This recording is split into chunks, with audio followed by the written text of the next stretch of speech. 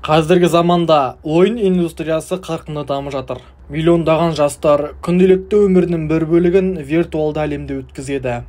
Компьютерлік және мобильді ойындар тек көңіл көтеру құралы ғана емес, көптеген адамдар үшін әдетке, кейде тіпті тәуелділікке айналып кеткені жасырын емес. Ал сол ойындардың ішінде ерекше танымалдыққа ие болған әрі ойыншылардың бойына үрей, қорқыныш пен алаңдаушылық ұялатын бір ойын бар. Бұл Гренни ойыны. Сырт көзге қарағанда бұл тек қызықты хоррор ойыны сияқты көрінгенімен, оның астарында жатқан психологиялық әсерлері, сұмдық көріністері мен тәрбиелік мәні туралы ойланып көрдік пе? Сәлем достар, сіздермен бірге Сұлтаныс арнасы ең бірінші арнаға жазылып лайк басып кет. 5 теңге ұтқан осы адам, сене ұтқың келсе керемет комментарий арнаға жазылып лайк басып кет. Оны достар, бастайық.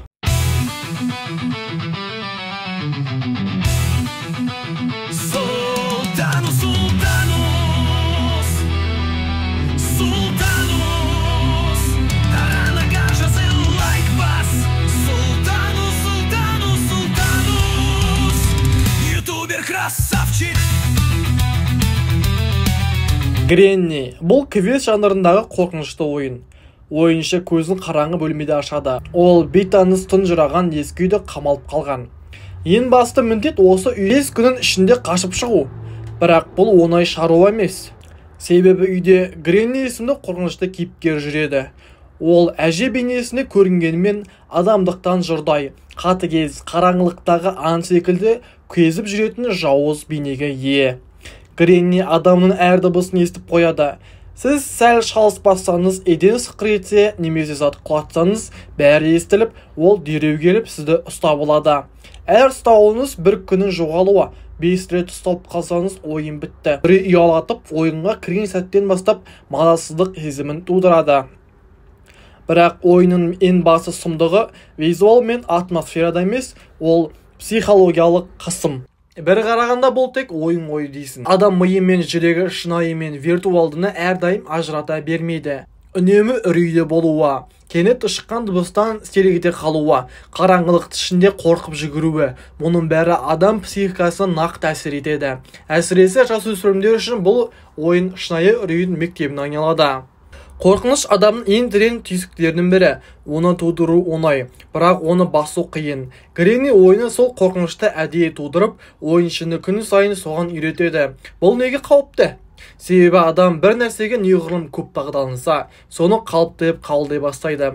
Қан мен зұлымдықты, жалғыздықпен күйзелісті ойын формасында көре-көре, адам оларды шынайы өмірде жеңіл қабылдайтын болады. Бұл аса қауіпті тенденция. Ойынның басқа бір елеусіз тұсы жалғыздық пен тұйықтықты насихаттауы. Бұл жерде достар жоқ, көмек жоқ, тек сен және сенің қорқынышың. Осы ортада адам біртіндеп ішкі дүниесіне шомады. Кейде өзінің шынайы сезімдеріне қарсы шыға бастайды.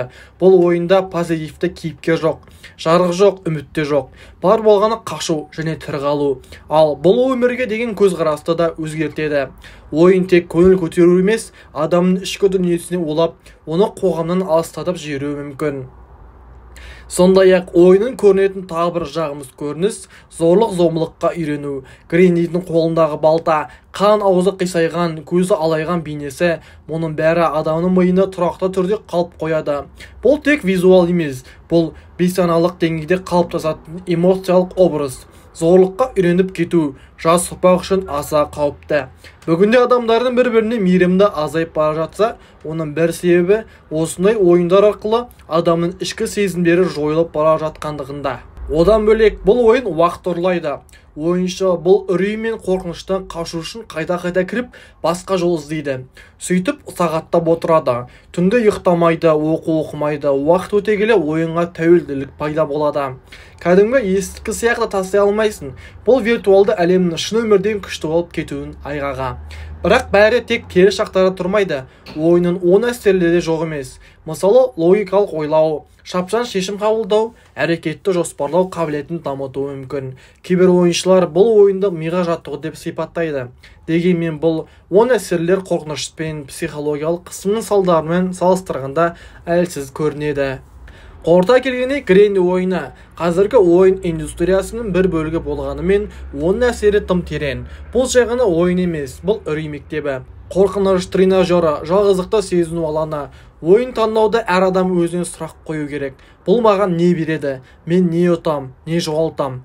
Қорқынышты ойын ойнаған келеді, қызық көрінеді. Достар айтып мақтайды.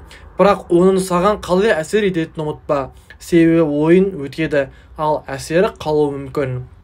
Сондықтан да әрбір ойыншы тек ойыннан ғана емес, өмірден де сабақ алу керек. Ал ең бастысы, шынайы өмірдің шын екенін ұмытпаған жөн.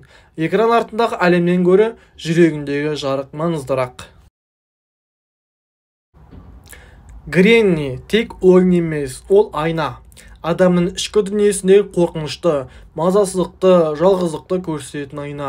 Біз көбіне ойындары тек уақыт өткізу құрал деп қараймыз, бірақ кей ойындар біздің қоғамымыздың, ішкі жан дүниеміздің көрінісі болуы мүмкін. Ойындарда тәрбиелік құрал болуға да мүмкіндік бар. Мысалы, егер ойын сюжетінде бір-біріне көмектесу, достық, мейірімділік сияқты элементтер болса, ойыншыда осы қасиеттерді бойына сіңіреді. Өкінішке орай Гренни ойында болар жоқ. Мұнда тек жалғыз күрес, жасырыну және тірі қалу бар. Мұндай жағдайда ойын адамды тек қорқынышпен емес, үмітсіздікпен де таныстырады. Қорқынышты ойындар адамды қызықтырып тұрады. Бұл табиғи, бірақ сол қызығушылықтың шекарасынан әркім өзі айқындауы керек. Ойын сенің көңіліңді көтере ме, әлде санаңды улай ма, осыны ажыратып білу маңызды. Гренни ойыны қазіргі жастардың психологиялық жағдайына, ішкі әлеміне әсер ететін маңызды факторлардың бірі. Біз оны елемей өте алмаймыз. Ойын арқылы келетін әсерлер өмір бойы сақталуы мүмкін. Сондықтан таңдауында жауапкершілік болсын. Бүгінгі таңда ойын тек уақыт өткізу, тұлға қалыптастыратын құрал. Ал қандай тұлға болып қалыптасатынын сен не ойнап, не көретінін тікелей байланысты. Осылайша біздің видеомыз аяқталды. Арнаға жазылып лайк басып кет. Келесі видео қандай болсын?